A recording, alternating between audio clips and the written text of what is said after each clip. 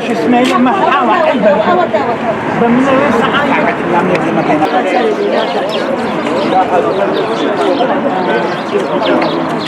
باش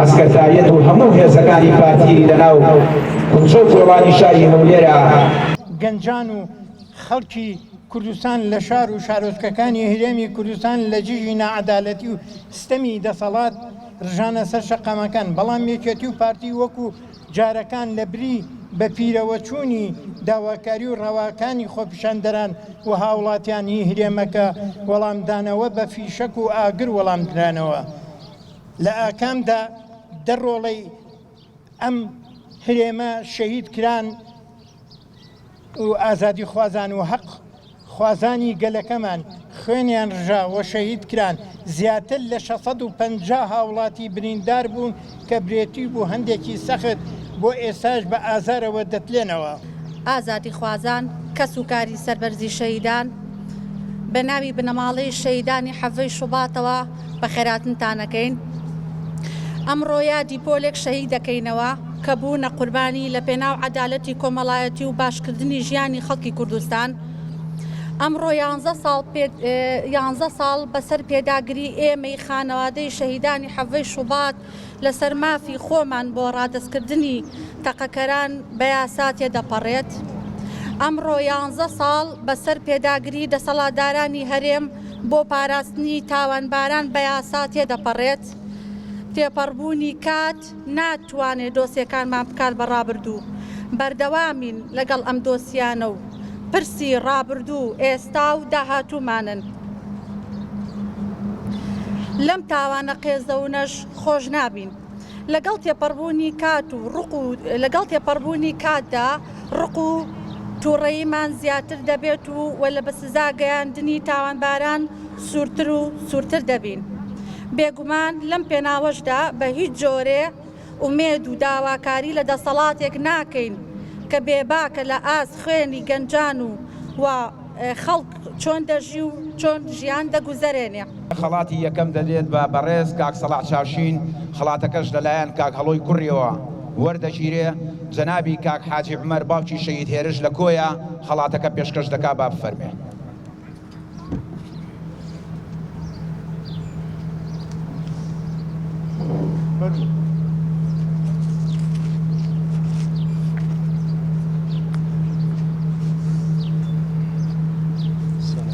السلام ورحمة الله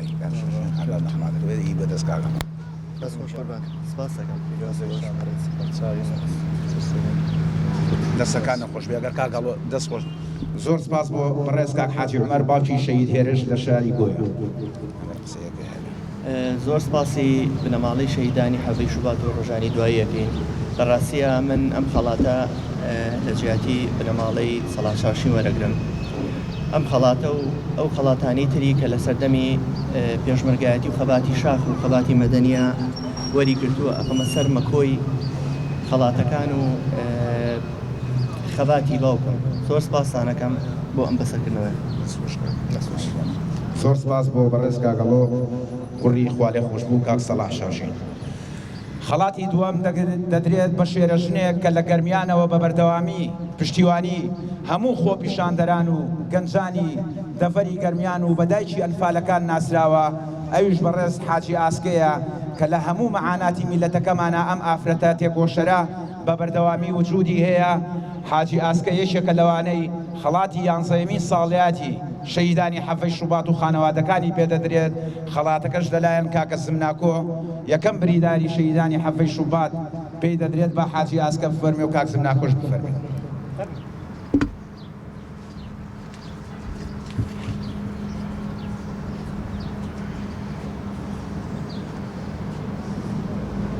حاجی جان یاخوا بەخێر بێت. دوایەوەشەوانی دووەسەری بۆ جەماعەتەکان باش نییە؟ کاکە زمناکۆ ژیان من ئاگام خەڵاتەکە وەرە لە حاجی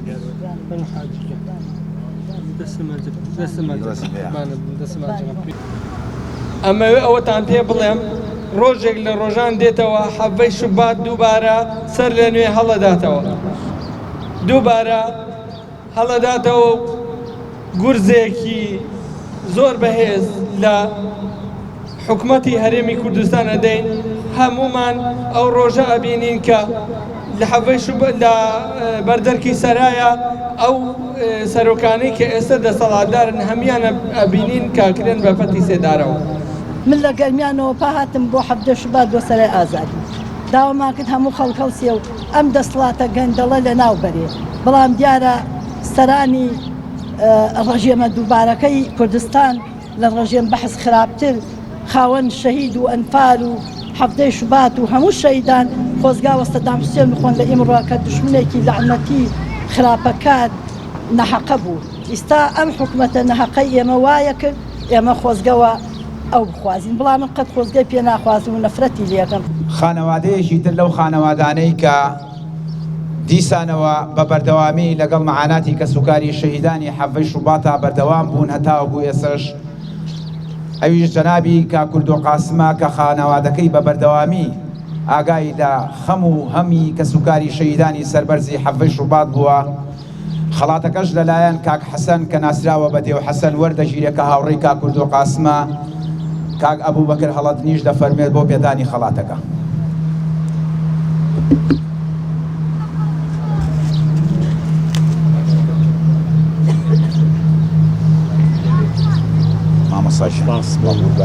بەسەرکردنەوەی